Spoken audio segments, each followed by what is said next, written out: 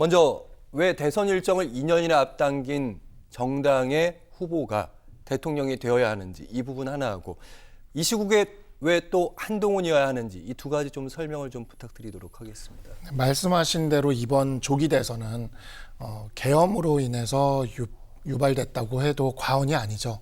그렇다고 쳤을 때 결국 대선 본선에서 이 계엄에 대한 책임론이나 이런 것이 다퉈질 수밖에 없습니다.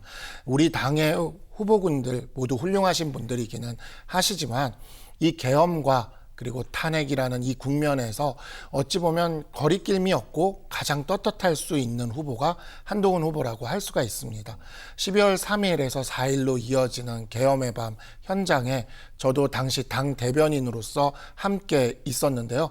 당사에서부터 국회로 우리가 걸어 들어간 우리 국민의힘 의원들 18명이 함께 계엄을 해제를 했고 특히 이재명 대표가 숲에 숨었다고 하고 있을 때 한동훈 후보는 당시 한동훈 대표는 그냥 바로 국민들에게 이 계엄이 위헌 위법한 계엄이라는 것을 이야기를 했습니다. 다른 사람도 아닌 여당의 대표가 그렇게 이야기한 것이 계엄군의 소극적인 활동을 만들었다고 생각을 합니다. 그렇기 때문에 계엄을 막아낸 그 공이 민주당과 또는 조국혁신당 등 이런 당들에만 있는 것이 아니라 더 이상 이제 야당이랑 여당은 아니니까요. 거기에만 있는 게 아니라 우리 당에게도 굉장히 그 처음 시작 타이밍에 그 공이 있었고 그 공의 중심에는 한동훈 후보가 있었기 때문에 계엄 대선의 후보로 우리 당이 내놓을 수 있는 최고의 후보라고 생각을 합니다. 알겠습니다. 한동훈 후보가 어떤 후보인지는 제가 추가 질문을 드리면서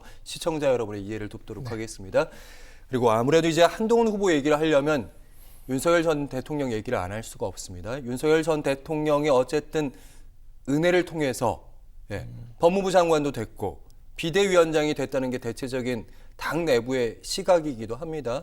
한편으로는 이렇게 결국에는 윤 전 대통령과 함께해서 빛을 봤는데 결국 윤 전 대통령의 마지막 도장을 또 한동훈 후보가 찍게 된 셈이란 말이죠. 윤 전 대통령과의 관계 설정 어떻게 해야 되는 것인지.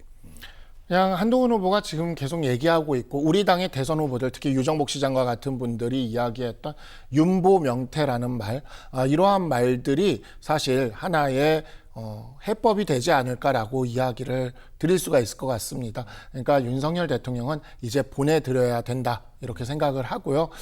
은혜라고 이야기를 하기에는 적재적소의 인재를 윤석열 대통령이 썼던 것이라고 저는 생각을 하고 비대위원장 같은 경우에는 당시 우리가 서울에서 단 6석만 이긴다는 보고서가 당내에서 나오고 그러면서 김기현 대표가 물러나게 되고 그리고 한동훈 후보는 뭐 본인의 책에서도 등장을 하지만 윤석열 대통령이 불출마를 요구했고 그에 대해서 받아들이면서 비대위원장을 하게 되거든요. 그러니까 정치적으로 어떠한 이익이 없는 상태에서 오직 이 당과 정부를 위해서 어찌 보면 희생을 하면서 이 총선 국면에 뛰어들었고 저도 작년에 총선에서 뛰었지만 2월 달까지는 우리 당이 굉장히 분위기가 좋았습니다. 그랬으나 이제 3월 이후에 이종섭의 호주 대사 임명 이러한 사태를 중심으로 해서 급격히 무너지는 모습을 보였는데 그 부분을 가지고 은혜를 입었다고 얘기하기는 조금 어렵지 않을까라고 생각을 합니다.